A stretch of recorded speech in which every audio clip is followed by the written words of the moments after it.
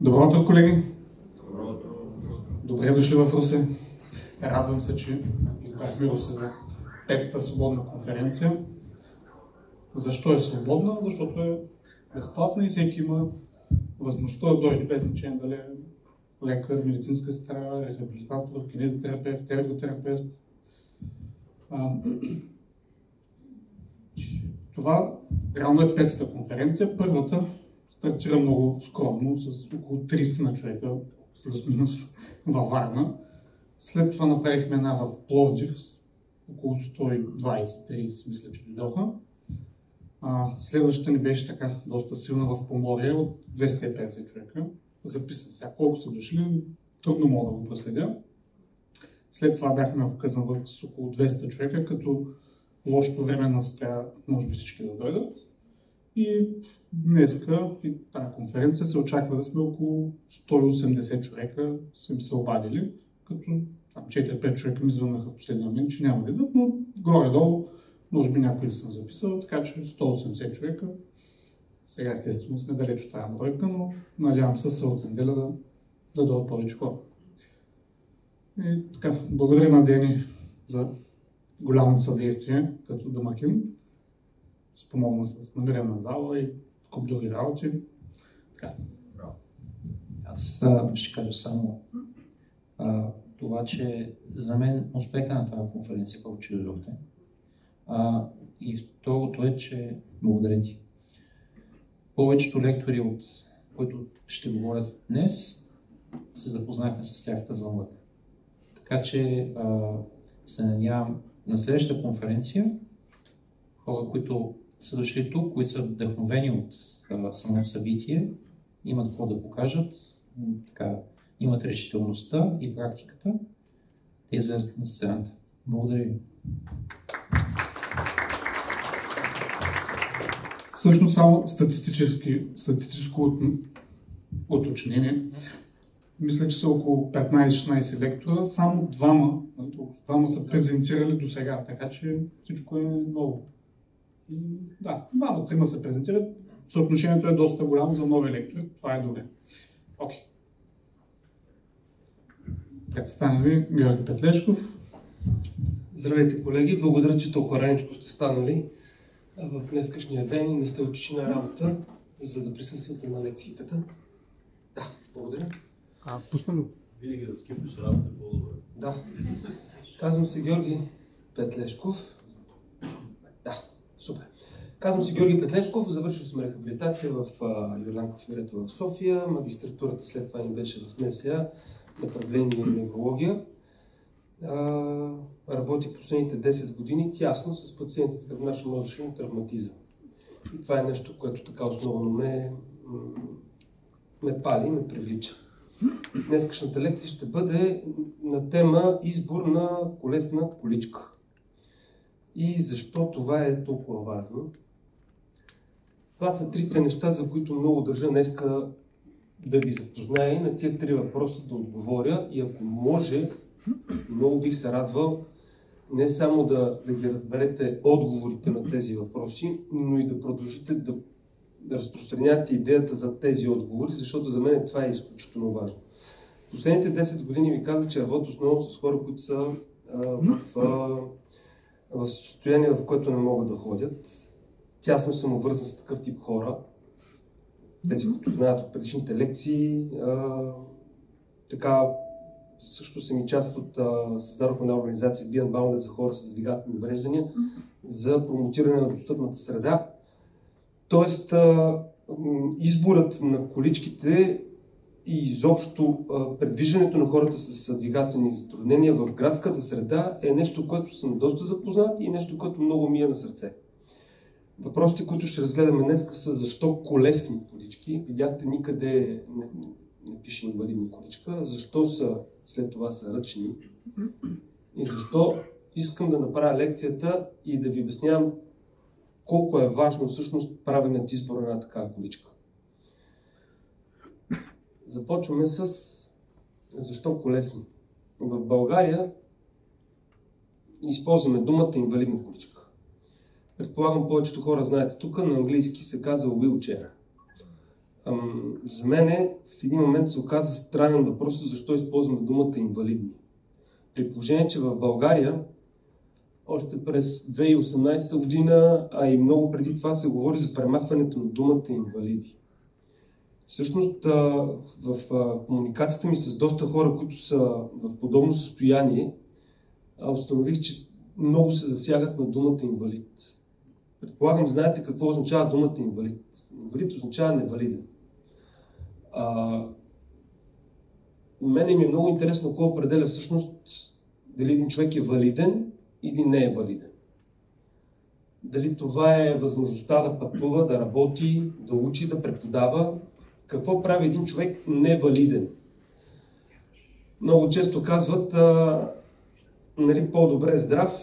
В България много обичаме да казваме по-голямо от здравето няма. Всъщност, пък ако се замислим и погледнем статистиката, колко хора в България са здрави и какво означава здрав човек. Предполагам, тези, които си спомняте лекциите, здрав човек означава не само този, който е физически здрав, но този, който е социално здрав. Много често излизат, моят опит сочи, че има хора, които са в инвалидни колички, които са определени като инвалидни, те водят много по-здрав начин на живот, отколкото други, които не са в инвалидни колички. Затова за мен беше много важно да разбера защо се използва думата инвалидна. Кой определя идеята за валидност и инвалидност. Ето сега ще ви дам няколко примера за невалидни хора, които според българското тълкуване на инвалид или неинвалид, тези хора са невалидни. Знаете кой е Стивън Хокинг. Той със сигурност, според начинът по който тълкуваме ние инвалидната количка и идеята за инвалид, той не може да бъде един от най-големите учени на 20 век. Той не може да пътува, нито да е един от най-големите лектори, преподаватели, да има семейство, да прави филми и да е един от най-значимите хора на 20 век. Не знам дали знаете, но този младеж, Франклин Рузвелт, също е бил в инвалидна количка и според българското законодателство той е бил невалиден да бъде президент на Америка. Сега ще кажете, окей, в чужбина имаме такива примери. Какво ще кажем за България? Това е Евгения Кусева, която е с параплегия следствие на катастрофа с мотор. Това е от последното ни пътуване в Гърция. Тя тук е в инвалидна количка. Ама да виждате да е невалидна? Не е невалидна. В смисъл, може да пътува, може да управлява страните на голяма компания, фирма, води активен начин на живот и аз не бих казал, че е невалиден човек. Това е Крис Караджов, който е един от големите преподаватели по журналистика в американските университети. Не помня точно кой университет, много уважавана личност, изключително много пътува. Също в инвалидна количка, но според определението инвалидна, той е невалиден. Това е Владо Гюров, който не знам дали следите параолимпиада или изобщо такъв тип събития, които са за хора в инвалидни колички. Той е катастрофата, която прави с велосипед, професионален колездач, параплегия, пак решава, че ще се прехвърли от колелото на баскетбол и в момента единственият професионален български баскетболист в инвалидна количка. Ама е невалиден. Мисля, че знаете кой е този човек. Ако не знаете, това е Роди, който мисля, че стана втори, трети път олимпийски шампион, но е невалиден. С това искам да кажа следното нещо. Ако може в речника си от сега нататъка, това ще е моята най-голяма молба към вас, доколкото разбрах и на преподаватели също от университет, да почнете да заменяте думата инвалидна количка с рингова такава или с колесна, в зависимост от това за какъв тип количка става въпрос. В момента като съоснователна организация за хора с двигателни увреждания ще предприел съм вече мерки за махането на думата инвалидна количка от абсолютно всички видове законови уредби. Защото все още в България думата инвалид е отстранена, но инвалидната количка се отпуска от държавата.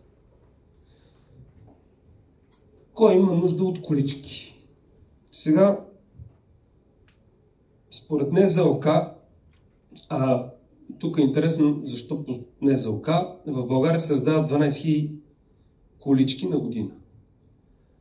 До миналата година количките се раздаваха от Министерството на труда и социалната политика, от тази година са от НЗОК. Това е тема на друг разговор, но около 12 000 души на година имат нужда от колички в България. Това е сериозна цифра. Тук е съвсем мъничко статистика. Броят на хората в България в подобни колички в трудоспособна възраст е около 70 000 души. Това са хора, които ползват по някаква причина колички и са в трудоспособна възраст. Това е според Националния статистически институт с последното преброяване. Броят на хората с сетивен дефицит са 130 000 души. Това са хората, които са с зрителни проблеми. В интерес на истината и там има тенденцията да не се използва думата слепи. Тоест, ако в някаква комуникация говорите с такъв човек, избягвайте думата слепи, засягат се на тази тема. Хората с метаболитен дефицит в България са 450 000 и сами виждат, че в един момент хората с увреждане в България е една много сериозна цифра. Затова се наричат хора с увреждания, а не инвалиди.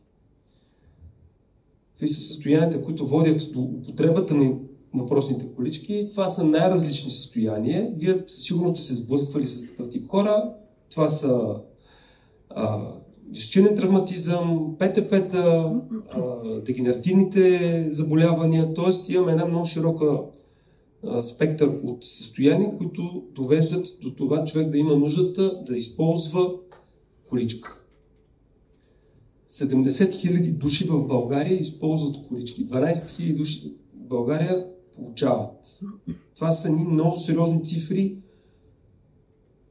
Малко по-нататък в лекцията ще стане въпрос защо.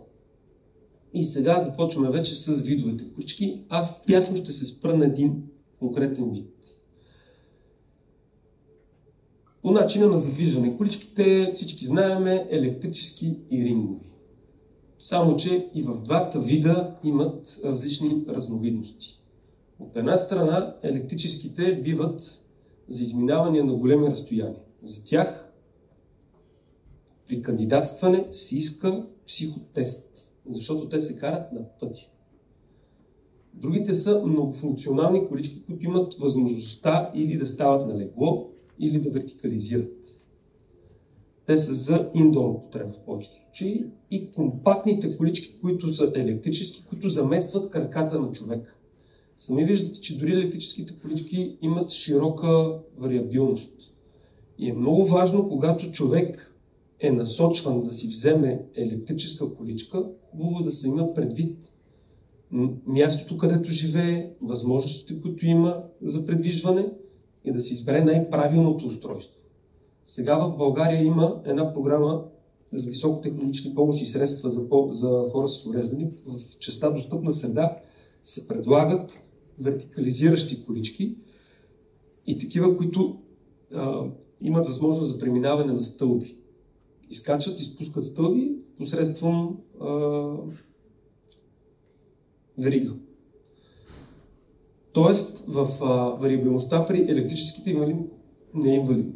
И аз ще правя грешки, защото това е толкова дълго ни е налагано като модел на говорене, ще се опитвам да не използвам грешната дума. Вариабилността е много широка, дори и при електрически. При ринговите, днес цялата лекция ще бъде насочена към така наречените рингови колички. Те от своя страна биват ултралеки, сгъваеми с усилена конструкция. Тези 12 000, които ги дават от държавата, това са така наречените колички. Добре, след малко. Може да бъдат, ринговите могат да бъдат, в зависимост от видът на увредата. В НЗОК сега даже мисля, че не мисля, съм сигурен, беше добавена количка, която е за хора с епилепсия. Тоест такива, които са рингови, но са за хора с епилепсия с предпазване от падане. Кой има нужда от тях, нямам идея, но явно има търсене. С висок гръб и съпорт на главата или с нисък гръб, в зависимост от увредата на пациента. Сега, Това е, което искам да наблегна маничко. По честотата на употребата в България, а и не само в България, докато подготвях самата презентация, ми направи впечатление, че така наречените активни колички не са много популярни не само в България. Това, което дават държавата като вид колички в България, са така наречените временни колички. Временни рингови колички. Какво си има предвид под временна количка? Това е количката, която държавата изписва на пациента от болничното заведение до вкъщи.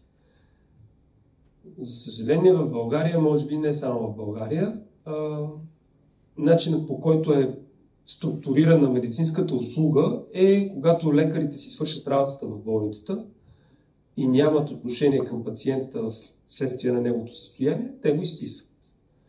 Но в много състояния не предполагат човека да стане и да се прибере вкъщи. Това е доста широк спектър от състояние. В този случай се използват така наречените универсални колички, с които пациента да може да се стигне до вкъщи. Те се изписват, това са въпросните 12 000, които се изписват от държавата. Сега, тук тънкият момент, който е една нова битка, която в момента водя, тези колички са притежание на държавата.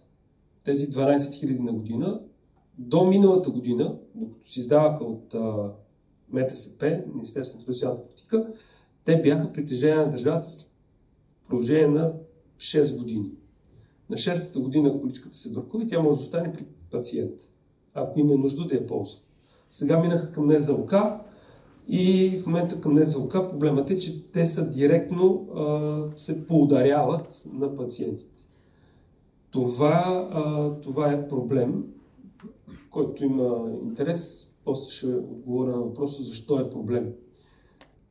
Проблемът при тези колички е, че те са наистина направени единствено и само с цел да стигне пациента от болницата до дома си. И това разбиране от страна на държавата пречи ние да имаме активните инвалидни колички. От тези 12 000 колички, които се изписват, голяма част са за хора, които са с някакво временно състояние. Много често това са дали са инсулти, дали са сменените злобедрени стави, дали са други състояния, при които състоянието прави така, че нуждата от количката е временна. Проблемът обаче тук е, че има състояние, които ги описахме малко в предишните слайдове, които са с перманентно състояние в ползването на количката. При ампутациите, при гръбначно-мозъчния травматизъм и при някои дегенеративни заболявания, нуждата от постоянна количка, рингова количка е необратимо състояние. В момента няма механизъм в страната, в България, при която тези колички, активните, да бъдат изписвани от държавата. Част от това, което правя в момента, е да запозная колкото се може повече колеги, т.е. вас, с нуждата от това да се разбере какво е активна количка. Не количка, която е от болницата до вкъщи. Не санитарната количка, която е за ползване в домашните условия, а активната количка, която човекът я ползва до живота.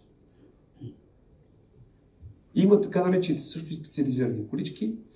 Това са спортни, електрическата, за която споменах, която е за преодоляване на стълби. Има вертикализиращи, които са както електрически, така и механични. Има и плажните колички, за които от известно време има някакъв диалог, дали да не бъдат задължителни при концесионерите на плажа. И има, разбира се, комбинация, както ви казах, примерно има електрическа, която вертикализираща, но има механична, която вертикализираща количка. Тоест, вариациите при количките е много широка. Защо ръчно? При положение, че има електрически, много хора ще казват, добре, защо да има ръчна количка? Защо хората трябва да я дърпат? Когато човекът е в трудоспособна възраст, млад и е в перманентно състояние, което налага използването на количка, ръчната количка подобрява неговият жизнен стандарт, както и неговото физическо състояние. Затова ръчните колички са изключително ценни за хората, които имат нужда от тях. Голяма част от тези, които водят активен начин на живот, предпочитат да ползват ръчната количка. С ръчната количка нямаш ограничение в разстоянието, което ще измериш. Какво изисква изборът на една такава количка? Дали да бъде ръчна, защото човек може да има голямо желание да ползва ръчната количка, но ако някои от факторите, които са в заобикалящата му среда, не му позволяват, тогава наистина е по-добрият вариант да бъде електрическа количка. Сега, защо е важно това, което го казваме? Има една много хубава постановка в Народния театър, Господин Ибрахим и цветята на Корана. Той е по пиеса. Това е текста, който съм извадил. Ако за нас, хората, които можем да ходим, обувките са ни едно от ценните неща, защото в обувките прекарваме почти половината от живота си. За хората в колички, това са количките. Тоест, тази количка, за тях са нашите обувки. Ако ние сменяме 3 чифта обувки на година или без значение, хората в колички, това са техните крака. Затова изборът на такава количка е толкова важен. Тук сега минаваме на техническата част, която опитах се да я съкратя, но всеки един слайд, който поставях, си казах, добре, сега него ще го махна, ма не става. С госпожа Кусева, която видяхте на мотор, последните 2-3 години обикалям из цяла Европа на мотори. Когато нейната количка е на моя мотор, закачена, тя е на триколката. Всъщност, когато прекараш по-дълго време с човек, който води активен начин на живот с количка, разбираш колко всеки един детайл по изборът на количката е важен. Ето сега. Цялата лекция съм я представил на Митко и всеки, който иска след това може да си я дръпне и да я ползва, за да предостави дали на пациент, дали на колеги, за да разберете, когато подбирате количка, колко е ценно всеки един детайл от изборът на количката. И колко много детайли всъщност има при изборът на самите колички. За съжаление в България фирмите, които предлагат активните инвалидни колички, са изключително малко, да не кажа няма. Знам, че в Русе има такава фирма, но не знам как се казва. Чувал съм, че има колега в Русе, който прави всичките измервания, но е само слух. Вие ще кажете дали е вярно. В опита ми се оказа, че при подробният избор на количка в София, сблъскахме се до това, че нито една от големите софийски фирми не предлагаше този избор на количка и се наложи да ходим в Сърбия. И всичкото това, което ще видите сега, е част от опита ми в Сърбия. Всичките измервания, които се направиха и детайлите по количката бяха в Сърбия. В България все още нямаме колега, който да е толкова тясно запознат с правилният избор на ринговата количка. Сега, общата дължина на количката. Защо е важно? Стълби, стълбищни площадки, асансьори, център на тежестта. Има едно нещо, което е изключително важно при количките, при ринговите колички, и това е общият център на тежестта. На него ще е малко по-късно разговор. Общата ширина. Тя не зависи само, не винаги общата ширина се определя по изискванията на размерът на пациента. Много често пациентите отиват да си избират, не пациент, хората, които имат нужда от количката, отиват да избират ширината на количката не за да има удобно, а за да могат да си влязат вкъщи. За съжаление в България, добре, ще дам един такъв пример. Работех в Токуда преди известно време. Това е свободна конференция, мога да споменавам болници. Работех в Токуда преди известно време, точно частта с вертикализация на хора в колички. И от тук да ми казаха, ти ще си правиш сам рекламата и ще набираш сам пациентите. Окей, няма проблеми, започваме набирането на пациентите. Започнаха да ни пишат хора от цялата страна и едното момче е доста оправно, в количка, но е доста оправен. И той казва, окей, готов съм да плащам на Токуда 250 лева за нощувка и 60 лева за рехабилитация.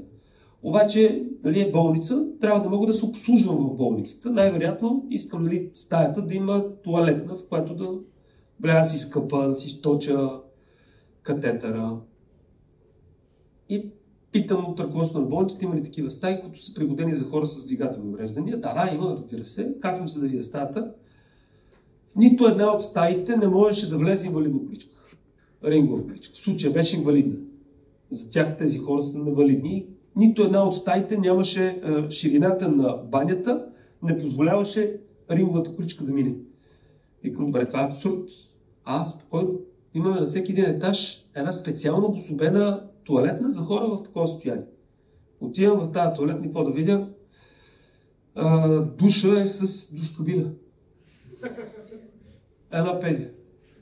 Викам, добре, вие шегувате ли се? В смисъл, абсурд. Затова много често хората избират ширината на количка не за да има удобно, а за да могат да си стигнат до вкъщи.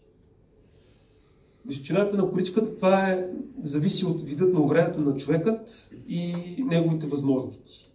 Ако е с по-висока травматизъм, т.е. това, което засяга и балансът му е по-труден, тогава се избират по-висока количка. Когато е с по-ниска увреда и е запазен постоянния контрол, тогава се избират по-ниска количка. Т.е. това вече се избира в зависимост от състоянието на човека.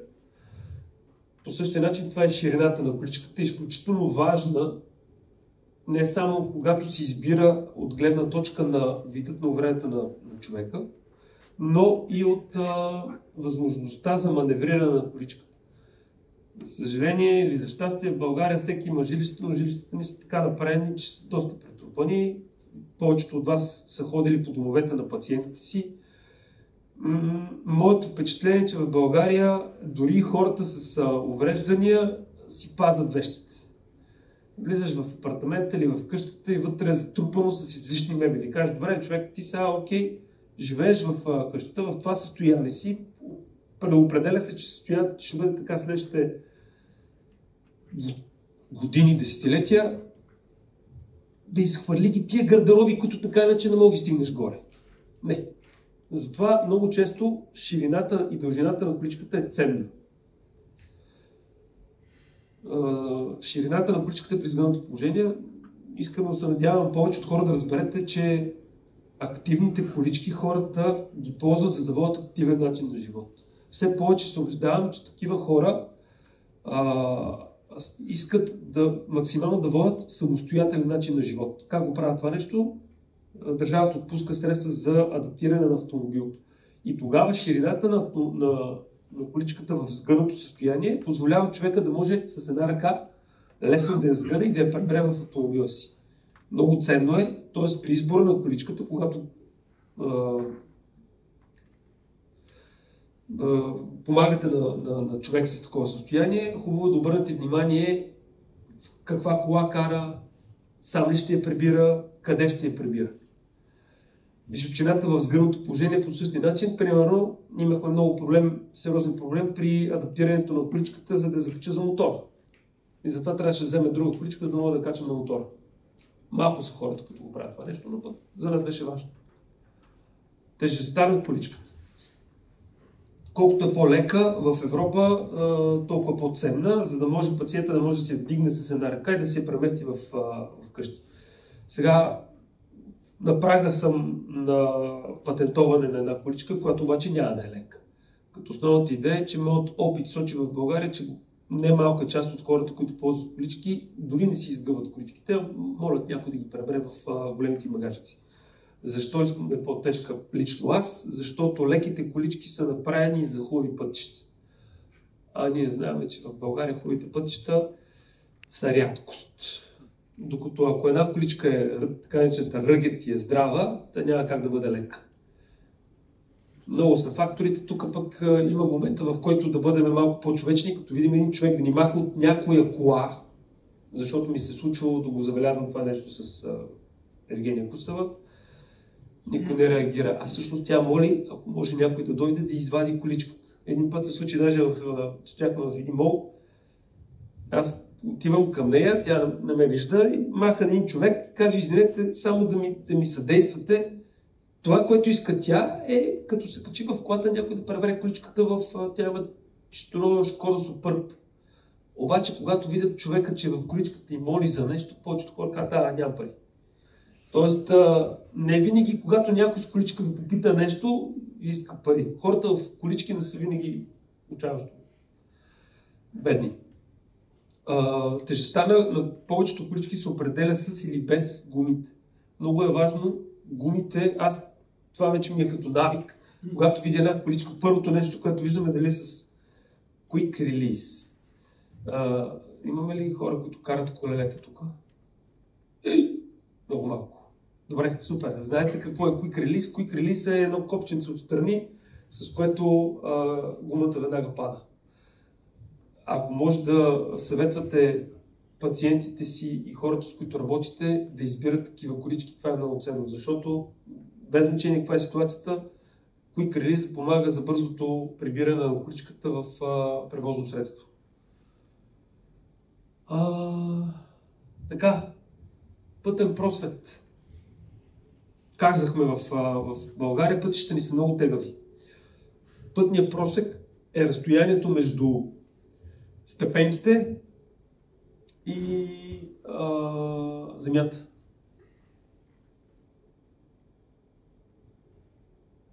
Не.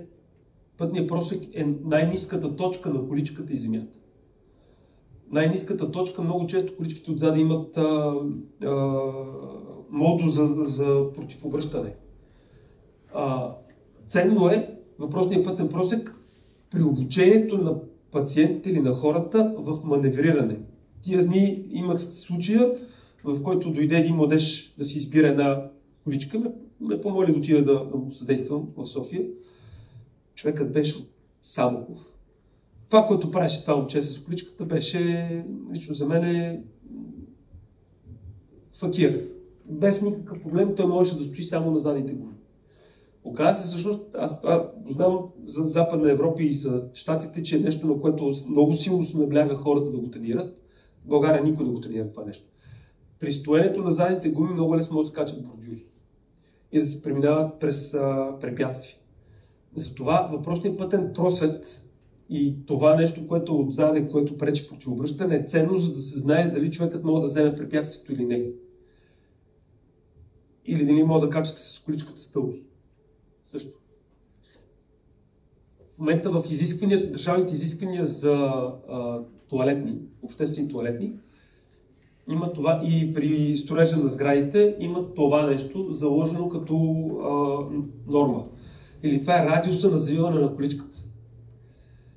Също е доста ценен. Пак казвам, при ринговите колички този радиус със сигурност е доста по-малко, отколкото радиуса при електрическите колички. И той е също много ценен, когато се определя място, където живее човек. Тоест, ако при вас дойде човек, който в такова състояние иска да си избере колички и пита каква количка е, много хубаво да го питате каква е средата, в която живее. Цялата му заобикаляща среда, в която живее. Банята, тоалетната, има ли и тенденцията да бъде адаптирано жилището към състоянието му на живот. Много е ценно, колеги, за мен е изключително важно в някакъв момент, ако може да се научите вие да бутате количка. Защото съм виждал страшни абсурди. Абсурди, които могат дори да травматизират пациенти. Ако имате възможност да хванете някъде количка и да я побутате без човек, би било чудесно. Ама не само да я бутате напред и назад, но да изминете някакво разстояние в градска среда или в жилищна среда. Защото е много ценно да знаете как се преминават препятствия с количка. Аз нямам идея дали това е заложено в университета, много бих се радвал след това да разбера. Страшни абсурди съм виждал. Хубаво и като се запознавате с пациентите, да обръщате внимание на техните близки. Много е ценно не само вие да управлявате количката, не само човека да управлява количката, но и близките да управляват количката. Търсиме за Евгения Кусева, търсиме асистент, който да я извежда. Тя живее на 5-ти етаж и от асансьора до стълбите има 8 стъпала. Тя води доста активен начин на живот, както споменах, и търсим асистенти. Идва един така доста здрав младеж. Никакъв проблем, целият мускули. И викам, айде сега да видим как ще свалиш по стълбите. Никакъв проблем. Първо лявото, после дясното. Успях да стигна в момента, в който тръгна с лявото колело да сваля, и защото Евгения е доста тежичка, въпреки че той е здрав, щеше да се катурна по стълбите. Затова е много ценно, вземете една количка, първо без човек, после ако трябва с колега, потренирайте, за да видите, има някои неща, които са много ценни. Вероятността да направите глупост не е никак малка. Ширината на количката, това е следата на колелетата. Като с основател на Beyond Bounded, бориме се за достъпна среда в цяла България.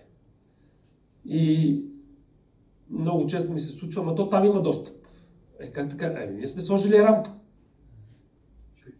Сега рампата, какво означава рампа, бе?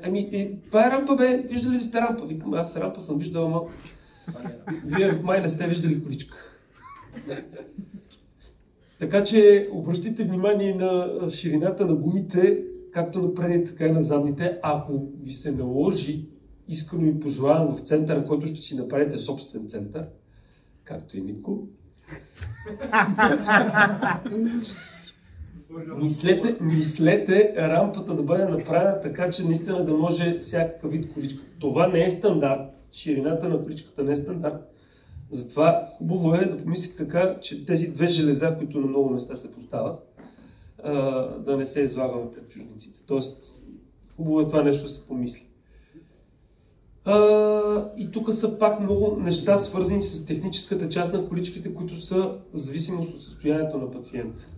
Ъгълът, в който колената се включват спрямо бедрото и подбедрицата.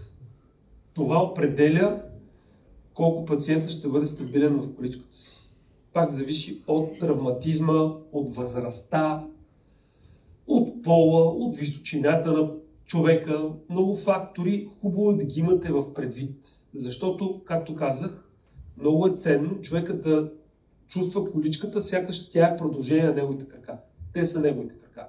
От тук насетне независимия начин на живот на тези хора зависи от правилният подбор на количка. Има хора, които имат състояния, налагащи справяне с вестибуларни проблеми, въпреки че са в колички. За тях има колички с така наречените тилт колички. Това са по-тежките случаи. Рядко става въпрос за хора, които ползват активни рингови колички. Но ако имате такива пациенти, просто знаете, че имат и такъв тип колички. Веднага давам пример. Преди 6-7 години отивам на едно домашно посещение. Едно момче с спинална мускулна атрофия на 23-4-5 годишна възраст. Това, което се видя, е една глава и едно тяло, което е доста несъразмерно, с размерите на 6 годишно дете. 5. С изключително тежко гръбначно изкривяване. Добре, окей. Аз разбирам, че спиралната мускулна атрофия причина това нещо, но съм виждал, че на Запад още в ранна възраст се определят, има количка, която е за възрастта на детето във времето, в което расте. Викам, количка нямахте ли? Каква количка? Само тази, която са ни дали от социалните. Много е важно подборът на количката да става колкото се може на по-ранен етап. Ако работите с деца, които са с тежки увреждания, които в някакъв момент налагат използването на количка, съветвайте родителите да подберат правилната количка за правилното развитие на детето. Разбирам, че е скъпо, разбирам, че е тегаво, намират се втора употреба, обаче в крайна сметка събират се пари, стотици хиляди, пращат ги на лечение в Турция, а също време да дават една стотинка да си купат правилната количка. тук много държа да спомня следното нещо. В България се правят много кампании за набиране на средства, както и ще разберете следващата, за лечение в Турция. Нищо против Турция нямам, нито клиниките там. Обаче се набиват едни огромни средства за лечение на нелечими състояния, които в университета знаем, че са нелечими. Същевременно не се влагат средства за избиране на правилните помощи средства и адаптирането на средата. Като здравни специалисти, нашата важна цел не е да лъжеме пациентите си и клиентите си в това, че те могат да се възстановят от едно състояние, в което ние сме убедени в учебниците и от статистиката и от познанията, които имаме, че са необратими. Да даваме на празни надежди на такива хора, лично за мен граничи с престъпност. Да се обяснява как в Турция ще бъдат излекувани и тяхното състояние ще се подобри, също за мен граничи с престъпление. Много по-добре средствата, да, нека се събират, но нека да се изразходват по правилния начин в адаптиране на средата и взимането на правилните помощни средства. Това е, може би, най-важното нещо, което искам да ви кажа днес. С правилният подбор на помощните средства се подобрява качеството на живот. С ходенето в Турция се подобрява качеството на живот във времето, когато са в Турция. След това идват в България и продължават да водят този живот в неправилната количка, в неправилната среда, в неадаптираното жилище, дали ще е апартамент, дали ще е къща. Когато се срещнете с пациенти и с близки на пациенти, с хора, които по някаква причина са в състояние, което предполага тяхното състояние да стои дълго време в количка, от сърце ви се моля, пак ще го повторя. Мислете за адаптация повече, отколкото за псевдолечение с стволови клетки в Тайланд. Ширината на количката, сега, това е дълбочината на количката, пак зависи от състоянието на пациента, от видът на заболяването, пак от възрастта, която е, от желанието му за изменяване на състоянието. Тук има един много важен, аз за съжаление не съм го отбелязал, едно много важно правило при, само за малко ще съм от тази страна, много важно правило при подбора на активната количка, не знам защо съм го изпуснал този слайд. Рамото на пациента или на човекът ползвател с уста на голямата количка трябва да са в една линия. И тя трябва да е перпендикулярна на земята. Това е едно от най-важните правила, които, ако само това запомните от днескашната лекция и премахването на думите от инвалидни, ще съм безкрайно благодарен. Това определя центъра на тежестта и това какво ще може да прави човекът с количката и колко може той да адаптира уменията си за преодоляване на градската среда. Височината, то пак е ъгъла, пак зависи от състоянието на пациента и от неговото заболяване. Височината на съпорта на главата, това, което казах с детето, което беше с детете на 25-6 години, с спиналната мускулна атрофия. Те не бяха чували, никой не ги беше, това за мен е някакъв абсурд в този свят, в който живеем информативен, не бяха чували, че има колички, които имат съпорт за главата. Обръщате, в продължение на годините, с които работя, оставам с впечатлението, че някои неща, които ние ги взимаме за даденост, ги няма при хората, при пациентите. Тук вече ще използвам от пациенти.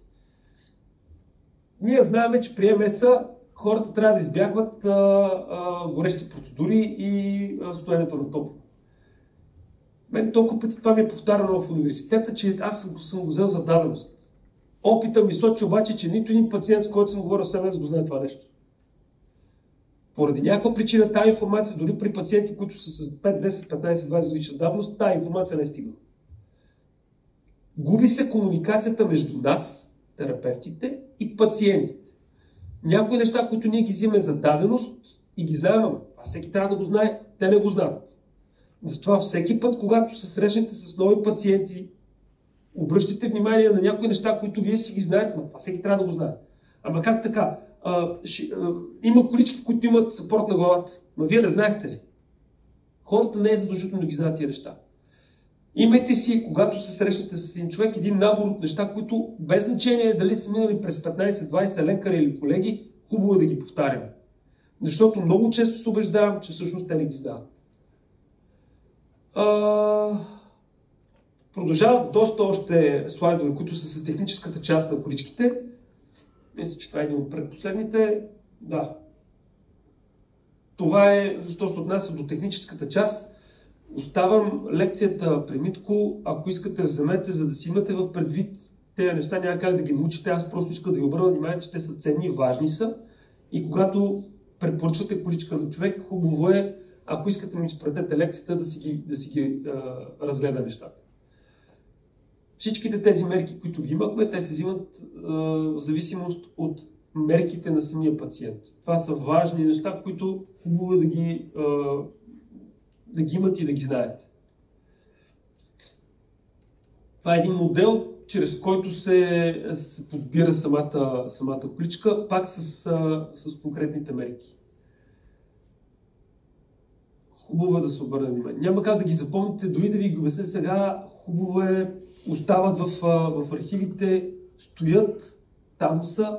Всеки един от тези детайли отговаря на предишните слайдове при изборът на количката. Сега, това, що се отнася до количките. В работата си, един от първите случаи, който имах, не първи, но един от първите случаи е един младеж от едно село от Дъргоман, град Дъргоман, Софийско.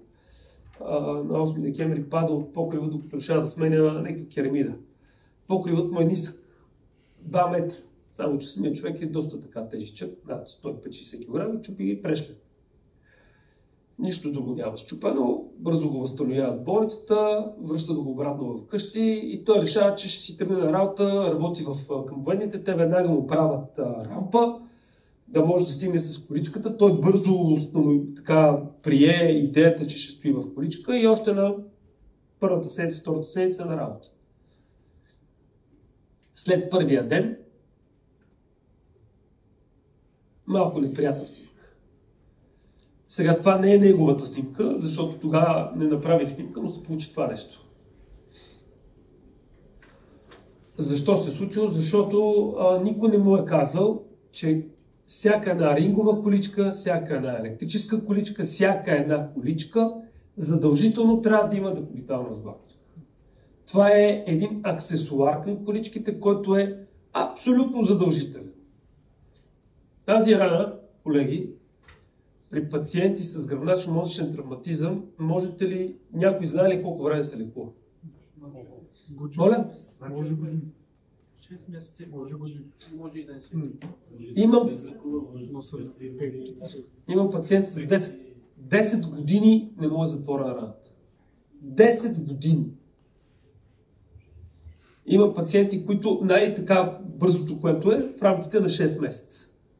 Нещото, от което най-ме страх всеки път, когато говоря с мои пациенти и с приятели и с хора, които са в колички, това, което казваме, пазете се от декубитални рани. Това, което могат да причини на декубитална рана, са страшни проблеми.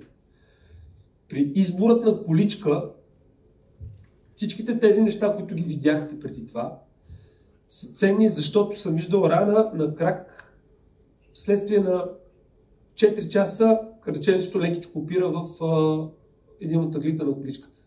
И се отвори бруталната декубитална рана. Да. Да.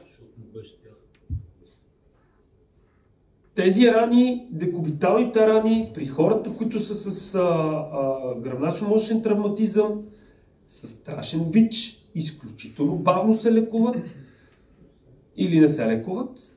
Затова е много важен правилният подбор на възглавничките. Антидекубиталните възглавнички биват различни видове, хубаво да ги знаете.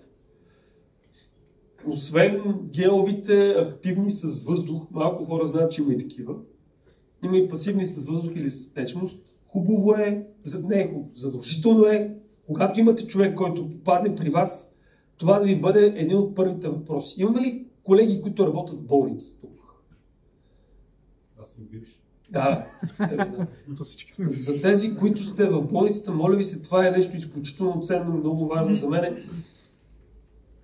Прави впечатление, че аз не знам всъщност кой казва ползвайте декубитална възглавничка или декубитален дюшек, когато си в болницата и изписват пациента. На кого е възложена тази задача да обясни на пациента или на близките от пациента за нещата, които трябва той да си закупи или да осигури, за да се превентира от усложнения, след като бъде изписан от болницата? В момента на изписващия. Кой? Лекар? Сестра? Не, изписващия лекар. Тоест, лекарите трябва да са запознати, че трябва да има декубитални възглавнички. Абсолютно. И второ, виждам съм даже и бележци, то трябва да се вземат социалните. Примерно декубитален дюшек, количка, крокодилка, там... Той може, не може, да събере всичко в тази. Но това е комплекта, който се отпуска от държавата. Точно така, обаче няма го връзват като бележка. Вланг. И той идва при мен, примерно, и пита, какво е декубитален дюшек? На спа, нали? Много интересно, защото там го няма това нещо. И в момента, в който човекът излезе от семейната си среда, всъщност пребере се в къща, качи се на количката и се получават уния рани, които не искам да ги виждам повече. Приключвам с лекцията. Беше малко тягостна този път, предния път повече се смяхме. Защо е важен изборът? Доста проучвания са правени на тази тема. Оказва се, че немалък процент от хората, които са ползватели на колички, без значение дали са рингови или са електрически, страдат от болки в раменете и горната част на гръбначен стълб. Не само заради травматизмът, който са преживяли, но през постоянното стояне в количка, това отключва болкови синдроми. Имам изключително много научни статии по въпроса. Голям процент от хората, които ползват колички, аз първоначално, когато се сблъсках с тези случаи, го обуславях на катастрофата, на травматизмът, който са преживяли хората. В крайна сметка, като се зачетох, се оказа, че всъщност болките, които получават тези хора в горните граници, са вследствие на употребата на колички. И това, между другото, почти няма значение дали човекът води активен начин на живот или по-пасивен начин на живот. Болките ги има. И когато количката не е подбрана правилно, болките стават ужасни. Ако всеки един от вас сега го оставим тук в този стол, в рамките на следващите 6 часа без да станете, след това ще сте схванати. Сега си представете хората, които са в пренебрегнато състояние.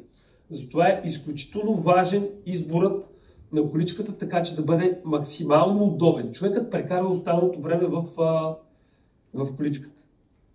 Това е в Google Scholar, над 200 000 резултата. Това са само в частта болки в гръбначен стълб при пациенти с вилчера. Благодаря ви за вниманието, колеги. Преди да приключа, много бих се радвал да сканирате този QR код. В момента се опитвам да разработя една система за... Вие ще видите, тя е за контрол на работния процес в салоните, кинезитерапевтичните салони. И тук има една малка анкетка, която, ако имате желание, може да я попълните. Ще поставя, ако Митко разреши, снимка на QR кода. Ще го качим и в групата няколко. Супер, супер. Благодаря ви, че ме изслушахте. Благодаря ви, че изтърпяхте така малко тягостна беше тази презентация. Миналата година доста повече се смяхме, но тук за мен беше ценно някои неща, които се сблъсквам последните години, да се даде колкото се може повече глас върху тях.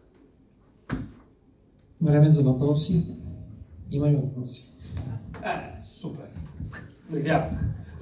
Не, искам да задам един въпрос, тъй като на предишните слайдове беше показана една позиция на човека в количка, при която им прави ъгли на всичките места. Поне аз така от слайда ми се стори, че е.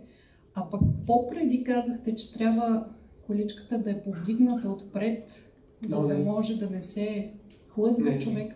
Не, всичко това е в зависимост от изборът на много фактори. Ето тук навсякъде виждаме прави ъгли. Не, тези прави... Тези прави ъгли са, за да се вземат мерките. Това е начинът, по който се взимат мерките. Ако пациентът е пригърбен на една страна или полегнал, няма как да се вземат правилните мерки. Това е изходната позиция, от която се взимат мерките. Затова се виждат правите ъгли. Ъгълът, за който споменаваш, много зависи пак от видът на увредата на пациента и от състоянието, което е. Ако той е с ампутация или с ниска увреда и има запазен торс, не е задължително да има ъгъл, да е обратен ъгъл спрямо колената.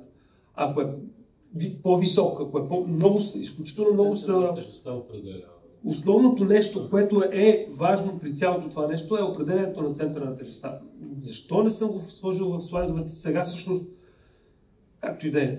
Едно от най-важните неща всъщност е центъра на тежестта, определението на центъра на тежестта, но реално погледнато, когато се вземе състоянието на пациента, общото му състояние, пак височина, вид на заболяване, вид на травматизма, мускули, които работят и които не работят. Това нещо, когато важните неща в семейната среда, защото той може да иска да вземе перфектната количка, която отговаря на него, но не може да влезе вкъщи. И приключваме всичко. Или пък не може да влезе в асансьора. Аз понеже познавам Влади Гюров и знам, че той има няколко колички. Точно това е най-правилният вариант. Ама такива като Влади Гюров са много малко. Всъщност повечето хора, които водят активен начин на живот, имат няколко колички. Имат количка, която е за спорт, имат количка, която е за вътре за дома, имат количка, която да пътуват с колата. Но знаете ли колко струва количка? Активната инвалидна количка, която взехме, която е най-ниския клас в Сърбия, Кършъл, е 6000 лева. Най-евтините колички в София, които се продават на сагите, са около 2300 лева. Това са активните инвалидни колички. Китайската, която се опитваме да поръчаме от Китай, с доставката и регистрирането в България отива на 1500 лева. Което е безумие, едно колело с сравнително добри компоненти струва 1500 лева, което има 100 пъти повече части, отколкото една количка. Проблемът е, че в България, в Пловдив имаше завод за производство на колички, няма всичко вече от Китай. Други въпроси? Айде, бе! Оскъпява сертифицирането на това нещо. Да. Сигурно. Да. Защото самата направа е окей, ама сертифицираш като... Ама когато са активни, не е незадължително да бъдат с медицински стандарти. Това е важно да се уточни, защото... Тук проблемът е, че изцяло се мисли в насока количките, които са от болницата до вкъщи. Никой не мисли за количките, които са всъщност за всекидневната употреба. Тези, които са за всекидневната употреба, не е задължително да отговарят на медицински стандарти. Други въпроси? Да. Аз се мисля. Давай. Първо благодаря ти за хубавата презентация. Малко тягостна. Няма значение. С добра информираност и ме накара да се замисля. Аз по принцип нямам супер много опит с пациенти в инвалидни колички, в рингови колички. Да, Почвам да се супер, променям, надявам се. Да. От гледна точка на тази лекция давам си сметка, че в миналото, нали, може би както повечето колеги, за съжаление не съм си давал чак толкова много, не съм обръщал толкова много внимание и не съм си дал такава сметка, че това нещо е важно и ние сме специалисти, които трябва да съветваме, да знаем така, за подходяща количка на пациента. Въпросът ми е, понеже наистина не съм много наясно в сферата, откъде може да се, защото ти казваш, нали, такъв тип количка, откъде да ги вземем тези колички? В аз, което съм гледал в санитарни магазини, ми приличат на едни и същи, няма някакъв, нали, не мога да кажа, направите ми количка 116 см. То явно са по поръчка, но къде се случва това нещо? Няма отговарям. Никъде. Благодаря. Цялата лекция беше безмислена. Сега. Това е малко по-висок микрофон. Да. Чуй, това е малко по-висок микрофон. Колеги, тук има много млади хора, много млади колеги, които се надявам, че търсят и ниша за реализация в някакъв момент. В България ние нямаме някакво такова място, което да се извършва това нещо. Големи производителите на колички, качествените колички, в Европа са 5-6 фирми. Всичките тези неща, които ги видяхте към количките, в момента в който някой реши да представлява някои от големите фирми, всичките тези неща се поръчват се от количката. Тоест, при поръчката на количката, Кършъл в случая, като марка, те ви изпращат този набор от слайдове и казват, тия неща ни трябват на нас като информация. Ъгъл, градуси, сантиметри на пациента, на средата, в която иска. Тоест, от големите фирми, те си задават така въпросите. Сега, когато става въпрос за малката фирмичка Хикс или голямата фирмичка добре, Y, те няма да ви питат тия неща, защото те са купили 3 колички или 5 колички, искат да си ги продадат и те просто ви продават една от тия 5 колички. Тук въпросът е да кажете на човека, че когато си подбира количките, мога да каже, да се обади на тази голяма фирма и да кажа, аз искам количка да бъде така. Сега, основната идея на лекцията е да научиме хората да бъдат малко, да отстояват интересите си и желанията си. Защото докато това, което по-рано го споменах, докато сме пасивни, ще ни предлагат боклуци. Когато станем малко по-активни, когато така препоръчваме на пациентите си да бъдат по-активни, тогава ще се появят фирми, които да предлагат продукти. За съжаление в България, пак казвам, мисля, че в Русе съм чувал, че има човек, който се занимава с такова нещо, не знам дали е вярно. В Сърбия е другото място, което взимат тези мерки. В големите фирми Хикс и не. Още въпроси? По-смело, че аз ще видим доста. Да. Имаме време спокойно. Да. Колко часа? Има половин час за въпрос, така че може да... Супер. Въпросът ми е, че примерно аз имам една пациентка с количка и ти беше прав, че дават 1000 левове, събират пари за нея, ходи в Турция, ходи на всевъзможни неща. Има количка, която на нея е удобна, не е точно от обикновените, нещо по-не ги разбирам. Нещо малко по-висок клас, евентуално. И те ги с спукани гуми, абсолютно вече тотал щета. Те ги така си ги в тях. Дали има някъде, където дали апгрейдват такива колички? Добре, отговарям.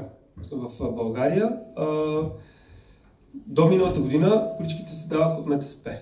От тази година са към Националната здравноосигурителна каса. В договора на НЗОК с фирмите, които предоставят количките, всеки един ползвател от такава количка, ако я е взел от такова място, има възможност да получи ремонт, един път в годината ремонт на количката.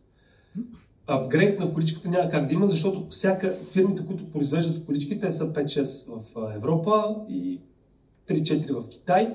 Всяка една от тях прави частите си за техните колички. Тоест, те не са изключително съвместими. Не можеш да вземеш гума от една количка и от един модел количка да сложиш на друг модел. Не винаги това е възможно. се поправят такива колички. Поправят се, но ако количката е купувана на втора употреба, никакъв шанс.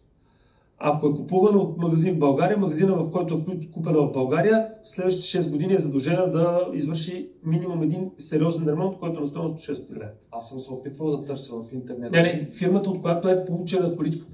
Тоест трябва да разберете от кого е взета количката. Надали ще се получи това нещо, защото тя не знае откъде, тя е просто дарена тази количка. Не, ако е дарена, в такъв случай няма такова място. Това е единствения вариант да си направи персонал. Има в интернет се намира Пешо, Мишо, Гошо, които прави такъв ремонт. В повечето случаи това са хора, които са хора ползватели на колички. И те ремонтират. Или такива, които вкарат втора употреба колички, те също могат да ремонтират. Това не се поема от здравната каса по никакъв начин. Дали количката подлежи на поправяне, зависи от самата количка, модела на количката и това, което е чупено. Реално погледнато, ремонта над количките е тегава процедура. Окей, благодаря.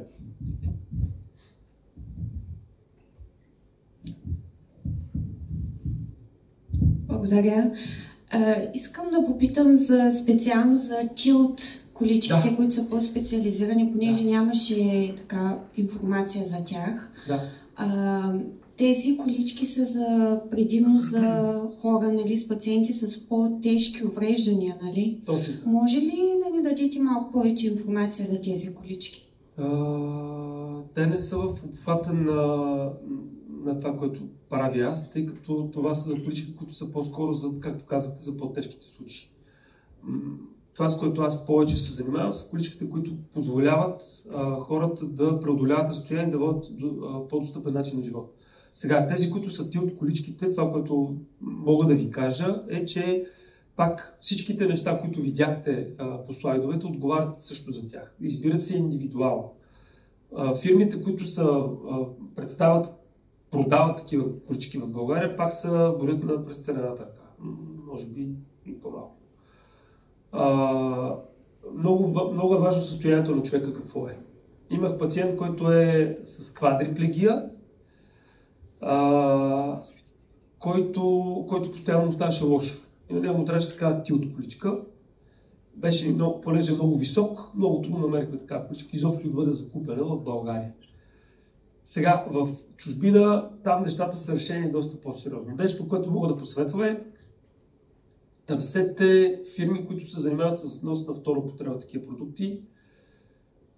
В Европа има феноменални неща. Тоест, там за всяко едно състояние, за всяка една възраст от човекът, който е ползвател на такава количка, има колички. Те са изключително широки диапазона. Няма как да ви кажа конкретно, защото представете си едно дете с увреждане, което ние казваме, че е дете. Онзи ден работех с едно 24 годишно момиче, което е дете.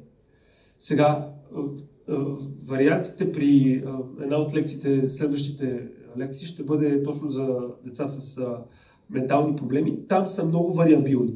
Много вариабилни. И количките се правят много индивидуално. Затова, за съжаление, в България, пак казвам, колеги, това е ниша. Помислете върху въпрос. Нямаме фирма, която да предоставя пълната услуга за родители на деца с увреждания, при които количките да са предназначени за конкретното състояние на детето. А в Европа за всяко една възраст, за всяко едно състояние има колички. Съжалявам, че мога да ви отговоря повече и по-подробно. Благодаря. Въпроси? Смел? Малко уточнение искам да дам това, извинявам. Да, разбира се. Нека да е там. В Европа се случва това заради Здравната каса, тяхната застраховки и така нататък, покрива абсолютно всичко. От количка до среда, до ерготерапевт, до социален работник, до документи. Това всичко се покрива от самата здравна система и застраховател. В България това нещо, както казвате, е ниша. Въпросът е, че пациентът пак ще трябва да си плаща сам. Много хора се регистрират, примерно в Германия на адрес, живеят 3 години, ползват цялата здравна система, но те живеят в България. Това е голям проблем на по-високо ниво. Да, ниша, но е буквално да продаваш Ама, виж сега, цигари, нали? Да, ама аз пак ще кажа нещото, което лекичко почва да ме бесява. Да, от отказа от всичко. Това не може да се направи. Не. В България давате ли си сметка колко милиони левове изтичат в Турция? Абсолютно.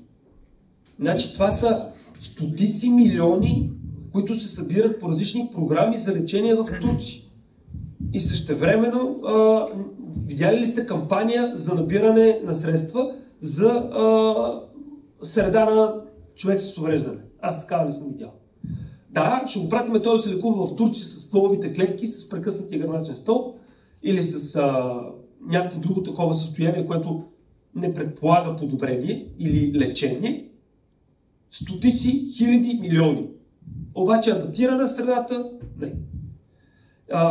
До преди 3 години, колеги, имаше една девойка с едно немско име, тя много държеше да бъде закупен локомат в България, за да не изтичат пари по рехабилитация в турски клиники. Сега в България имаме сигурно над 10 локомата. И пак продължават да се събират пари за лечение в Турция. Дайте. Много съм скептичен, днес съм така малко по-унил, за което се извинявам. Това му е добре. Бъдете по-активни не с въпроси.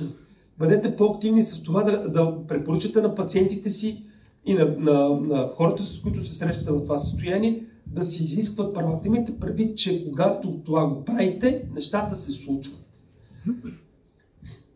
Има ли още въпроси? Смело. Няма още чак. Добре, сега си имам един практически въпрос. Показа аксесуар към тези временните колички, тъй като аз това го наблюдавам, хората, мои пациенти си адаптират количките. Да. Няма как. Имаме една пациентка с множествена склероза, тя мина през друг път, тя отива в Турция, отива в Москва да си прави стволоклетъчна терапия. И да, общо взето се върна. Както се върна? Не се върна, после което е хубаво. Да. Но тъй като тя има така едър кокъл, едър жена, иска да бъде активна, но ръцете ѝ работят сравнително добре, но краката вече са много спастични. И могат да извършат работа, да кажем, да се поизправи на проходилка. Това, което наблюдавам при нея, колкото повече, тъй като периода на заседяване започна да се обличава при нея, с всеки един изминал месец възглавничките нарастват. Една възглавница, втора. Говорим за възглавници в къщи, каквото може да слага да я заради болките, които има. На диваните? Да, каквото има. И от гледна точка на декупитални възглавнички ти предложи няколко варианта. Какви са ти критериите да избереш определен продукт? Добре. Много добър въпрос. Супер. Пак състоянието на пациента. Сега имам пациенти, които са с параплегия, в продължение на десетки години, които не използват декупитални възглавнички.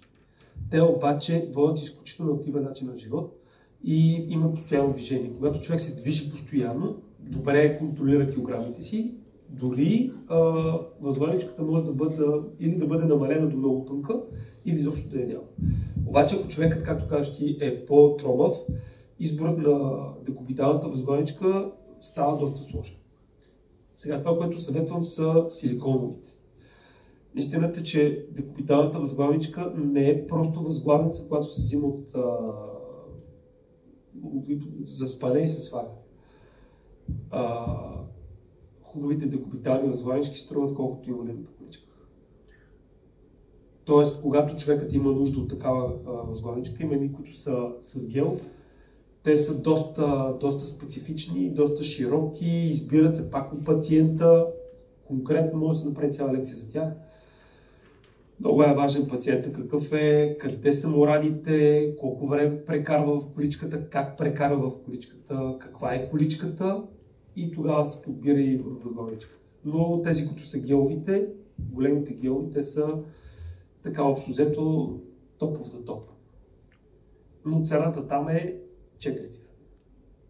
Добре, когато човек няма тези възможности, да кажем по-ниските класове, които са в смисъл, каква е поредността? Знаем, че силиконовите са най-добри. Има силиконови, които са доста по-евтини. Пак силиконово.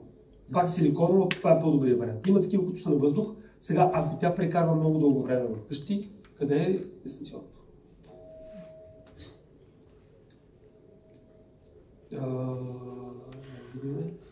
Ето това е вариант. Той, между другото, не е много по-скъп от декупиталните дюшеци. Има го и може да се определя колко да бъде спрямо теглото на пациента. Сега проблемът е, че трябва да е на ток. Ако тя прекарва по-дълго време вкъщи и не излиза, това е вариант. И както казваш, ти е с по-тежичка. И едрококъл, това е варианта, доста са добри. Добре, обсъдихме тези два варианта, които са поблизо до теб. Този, който е с въздух и с течност, кога го предписваш, кога го препоръчваш? Когато има възможност човек да си го купи. Значи то е помежду. То всъщност това са тези, които са с въздух. Те са геловите, това са най-скъпите. Геловите също са хубави, те пак са в диапазона между, по-скоро са в трицифрената сума. Но тези, които са с въздух и с течност, те са най-скъпите. Но пак казвам, примерно тази може да бъде чудесна, когато човекът води активен начин на живот. Сам знаеш, колкото по-активен начин живот води човекът, толкова по-малко е нуждата от употребата на възглавничката. Добре, този аксесуар го обсъдихме. Има ли някакви специфични аксесуари за хора, които имат, да кажем, по-затруднен контрол на тялото или на главата, което води до асиметрично натоварване на духа? Можеш ли да говориш малко за тях? Мога да говоря, обаче там нещата са пак много индивидуални. Както ги избирахме, както видяхме по-много предните лекции, слайдове, количките са с съпорт за главата. Има такива, които са съпорт на рамената.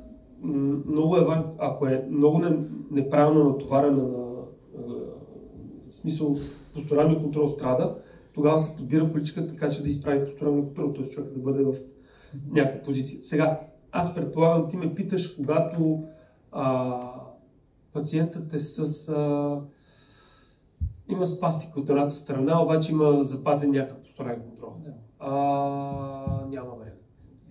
Няма вариант. Там декубиталната възглавничка не може да компенсира спастиката. Ако това ме питаш, мисля, че това ме питаш. Защото това е чест проблем, с който съм се сблъсквал. Евгения е по същия начин. Тя има засилена спастика от едната страна. Пробвали сме всякакъв вид възглавнички. Възглавничка не става. По принцип, колкото е по-удобна количката, толкова повече се намалява вероятността за засилване на спастиката, защото спастиката се отключва от дълго време стояне в една позиция. Затова, примерно, когато сме с нея някъде, дори в активната инвалидна количка, активната рингова количка, сяда на стол.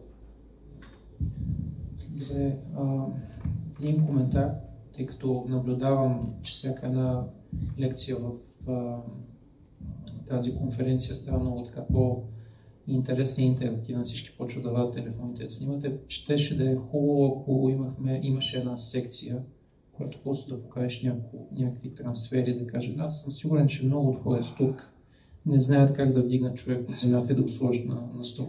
Да, само че това не беше, това е техническа част.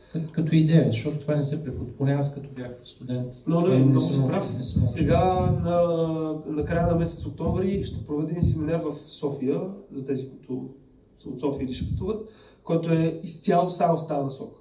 Тоест, обучение на близки и роднини в движение с количка и дейност от упражнението. Тоест, това нещо, което ти споменаваш, ще бъде засегнато основно, премествено от количка на стол, от столна количка, както от страна на пациента да го прави сам, така и обучение как да го правят близките. Масово не се прави, между другото в университетите много бих искал това да бъде заложено. Имаме такава избираема дисциплина, която се казва точно техники за преместване и позициониране. Супер. Така че имаме грижи. Супер, това е много. Нещо, което всъщност искам да отбележа е ролята на ерготерапевт. Всъщност в България ерготерапията е доста подценявана специалност, професия. И ако имаме ерготерапевти тук, искам да натиснете повече на вашето лоби. Защото голяма част от достъпната среда, липсата на достъпна среда в България е по вина на това, че ние нямаме нито един ерготерапевт, нито в правителство, нито в кметство. Това е нещо изключително ценно. Цялата тази лекция, тя е по-скоро насочена към ерготерапевтите. Имайте предвид, че ерготерапията не е само обучение как някой да шие. Вие го знаете, но го казвам на другите колеги. Ерготерапията е адаптирана на средата.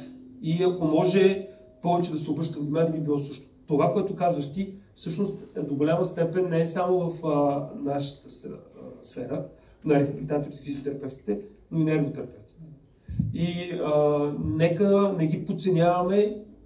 Според мен това е една много ценна професия, която все повече трябва да намира място в публичния сектор.